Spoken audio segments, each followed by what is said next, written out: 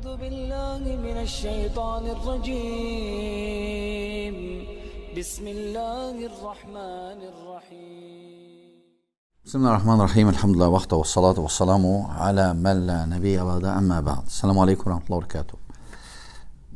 Elhamdülillah biz deməli hicrətin 60-dan 64-cü ilinəcən olan bəzi hadisələr toxunur. O da Yezid ibn Muaviyyənin xilafəti vaxtı. Və təbii ki, bu tarixdir. Tarixdə çox şeylər olub. Zülümlər olub, adilliklər olub və s. Biz sadəcə bunları, məqsədimiz bunu oxumaqda bilməkdir.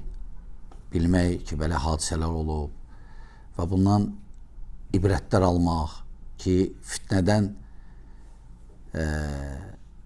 heç kəs uzaq deyil. Yəni, heç kəs fikirləşməsin ki, ona fitnə qoşulmaz, fitnə dəyməz, fitnənin havası ən azından. Çünki biz görürük ki, hətta böyük sahabələrə fitnəyə düşənlər olub. Böyük sahabələr. Hamısı olmasa da. Yəni, bu onu göstərir ki, fitnənin necə təhlükə olmağı. Yəni, təbii ki, müsəlmanlar tarixi hadisələri oxuyurlar, bilsinlər, nəticə çıxarsınlar ki, düzgün addımlar atsınlar, belə addımı atmasınlar və çox şey. Amma bilmək lazımdır ki, həmişə tarix özünü təkrarlayır. Tarix özünü təkrarlayır. Yəni, belə hadisələr çox olub. Və biz də danışırıq Yezid ibn Muaviyyənin xilafəti vaxtı. Təbii ki, Yezid ibn Muaviyyə xəlifə elan olunandan sonra demək olar ki, ümmətin çoxusu ona beyət elədi, onu tanıdı xəlifə kimi. Bəzi məntəqələr tanımadı. Amma belə ümmətin çoxusu onu tanıdı, xüsusən sahabələrin. Və biz görürük ki, böyük sahabələr ona beyət elədilər. İbn Ömər kimi, İbn Abbas kimi, hətta Əhl-i Beytdən, İbn Abbas da Əhl-i Beyt idi. Hətta Əhl-i Beytdən Muhammed ibn Hənəfiyyə, İbn Ali ona beyət elədi. Və s. Əhl-i Beytdən. Və s. Sadəcə bəzi şəxslər, məsələn, Hüseyin radiyallahu anhu kimi, İbn Zübeyir radiyallahu anhuma kimi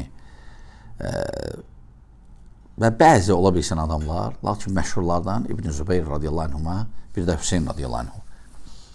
Onlar beyət eləmədilər Yezidə. Beyət eləmədilər və getdilər bir müddət Məkkədə qaldılar. Lakin sonra hadisələri biz gördük ki, Hüseyin, Kufə əhli Hüseyini çağırır və elə qərara gəlir ki, Hüseyin radiyallahu anhu Zilhiccənin 8-i, yəni həc başlayan vaxtı. Həc başlayan vaxtı o çıxır ailəsi ilə və bəzilər bu hadisəni hakimə qarşı çıxmağı dəlil götürürlər. Ancaq bu hakimə qarşı çıxmaq dəlil deyil axı. Hakimə qarşı çıxmaq olmaz şəriətlə. Hətta Hüseyin belə və ya İbn Zübeyir və ya başqa sahabələrdən biri hətta çıxsaydı belə dəlil olmazdı. Dəlil Quran sünnədir. Əgər sahabi müxalif gedir Quran sünnəyə, müxalif olsa sözü, müxalif olsa hərəkəti, biz onu qəbul eləmirik. Yəni, sən Quran sünnəni qoy, hansısa bir sahabinin əməlini götür, onu dəlil götür, o səhvdir, səhv yanaşmadır. Və Hüseyin radiyallahu anh bu çıxışı bəziləri istifadə edirlər, hakimə qarşı çıxmaq olar, zalim hakimə qarşı çıxmaq olar. Elə firqə var ki, elə zalıma, susma, zalim. Bunu eşidir yerdən, kim maraqlanır. Bunu dəlil gətirirlər. Lakin Hüseyin bu hərəkəti ilə radiyallahu anhu məyər hakimə qarşı çıxmışdı. Hakimə qarşı çıxan öz Əhl-i Beytinə çıxır. Əhl-i Beytin götürür qadınları, uşaqları götürür. Sadəcə Hüseyin radiyallahu anhu Kufəyə köç eləmək istədi. Orada qalmağa, çünki Məkkədə bir neçə ay qaldı. Yezid onların işi yox idi Yezidin. Sadəcə o məktublar ki gəldi, rəsullar ki gəldi, nümayəndələr yəni, Kufədən onu dəvət edədilər.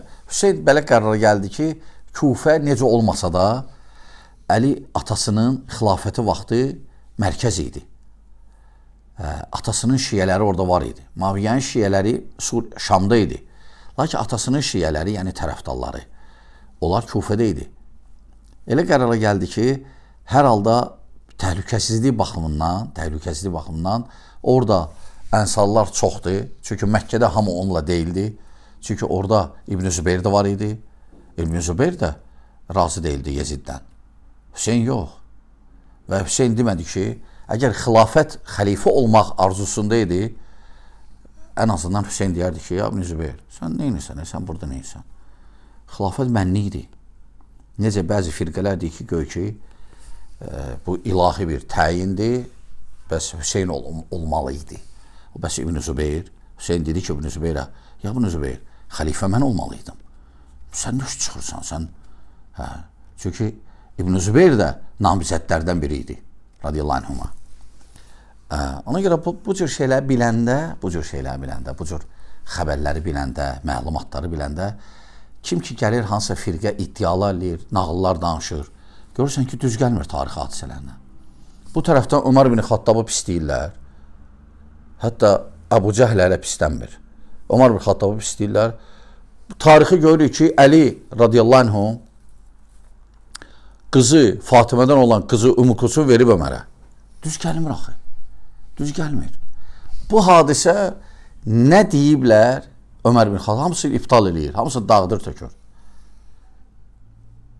Tarixi hadisələr həmçinin bilmək bu faydadır ki, yalan iddialar hamısı aşkar olur biləndə hadisələri necə olub və s. Və bugün biz keçən dəfə Hurra döyüşündən danışdıq və deməli Musab ibn Uqbənin bəzi əməllərin və s. Bugün də həmən mövzuya toxunmaq istəyirik. Yəni bəzi tarixi rivayətlərə, bu döyüşdən sonra olan bəzi tarixi rivayətlərə adam doğrudan da belə qəribə gəlir. Yəni çünki tarixi hadisələr çox qarışıqdır. Çox qarışıqdır və çox ifrata varılan məlumatlar var. Çox həddindən artıq şişirdilmiş, ölülərin sayında, sonra gör ki, Yezidin qoşunu, orada qadınları hamısın, yəni demək olar ki, çox hissəsin gör ki, təcavüz etdilər. Nə dini cəhətdən, nə əxlaqi cəhətdən bir yaxşı şey görmədik, yəni bəzi rivayətlərdə. Xüsusən də gör ki, hətta yaralıları vurub öldürürdülər, qaçanları vurub öldürürdülər. Gör ki, Mədinə şəhəri artıq atlar başladı ora-bura, yiyəsiz atlar dolmağa, meçidlərə girirdilər. Gör ki, təxminən 40 gün bu davam elədi. Gör ki, Mədinənin küçələrində itlər gəzirdi, dolmuşdu itlər və canavarlar və s. yəni vəhşi heyvanlar və s. Adam belə tarixi hadisələri bəzilən oxuyanda adam təəccübə gəlir. Yəni, ola bilməz, çünki nə üçün Mədinə, düzdür, Mədinədə var idi etiraz edənlər Yezidə, lakin Mədinə hamısı deyildi. Hamısı deyildi. Nə üçün? İbn Ömər Mədinədə idi. Muhammed ibn Hənəfiyyə, Əli ibn Əbi Talibin oğlu, Mədinədə idi. Mədinədə böyük sahabələr var idi, onlar heç bir qarışmadılar. Qarışmadılar bu söhbətə.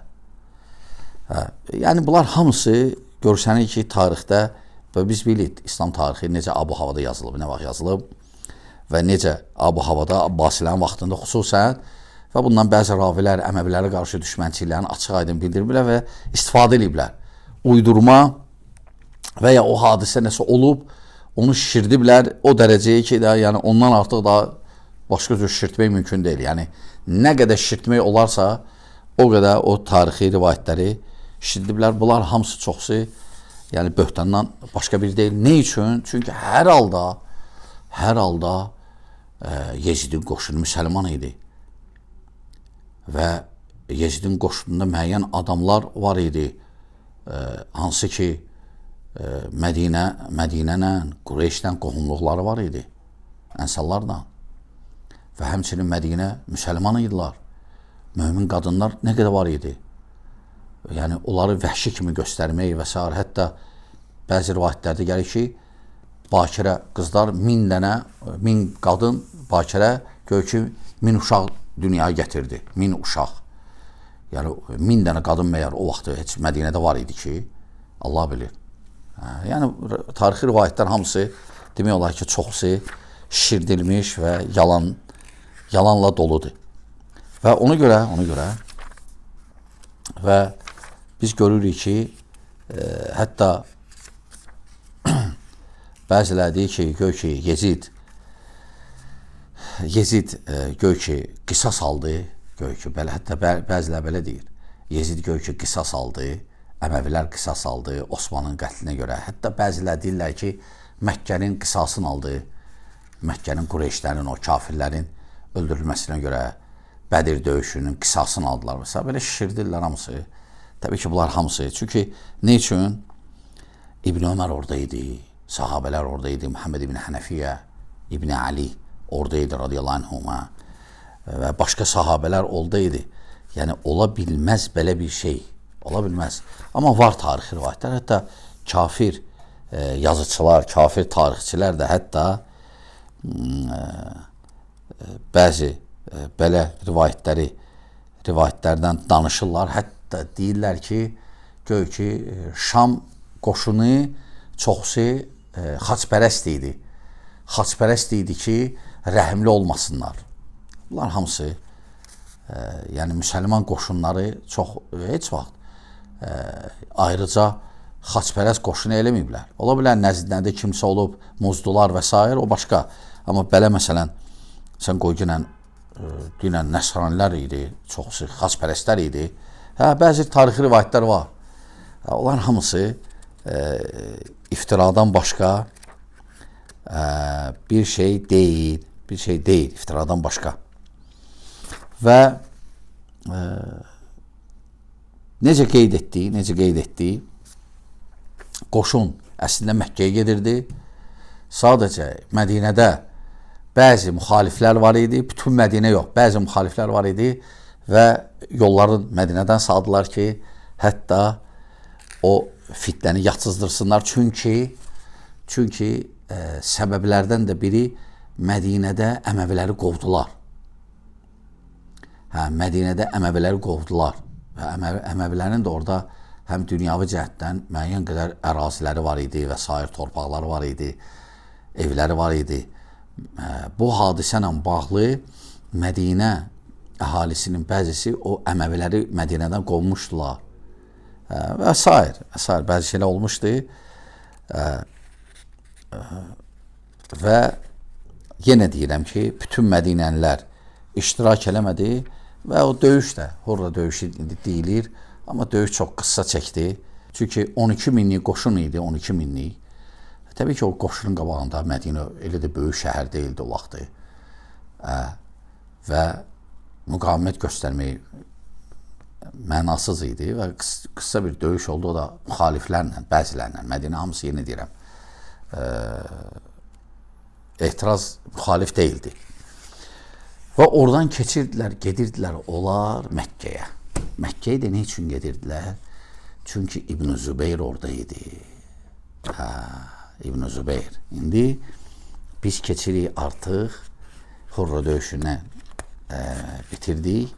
Keçirik İbn Zübeyrin məsələsinə. Abdullah İbn Zübeyrin, o da sahabələrdən biridir, sahabinin oğlu və toxunacaq o məsələlərə, hansı ki, səbəb nə idi İbn Zübeyrin Yezidə, ümumiyyətlə Yezidin beyəti barədə, İbn Zübeyrin mövqeyi, Məkkəyə çıxması, çünki Mədinədə idi, Hüseynlə bir yerdə çıxması və toxunacaq. Yəni bu məsələlərə Allah Subhanahu taala bizə eşidib faydalardan etsin. Vəssalamu aleykum və rəhmətullahi və bərəkatuhu.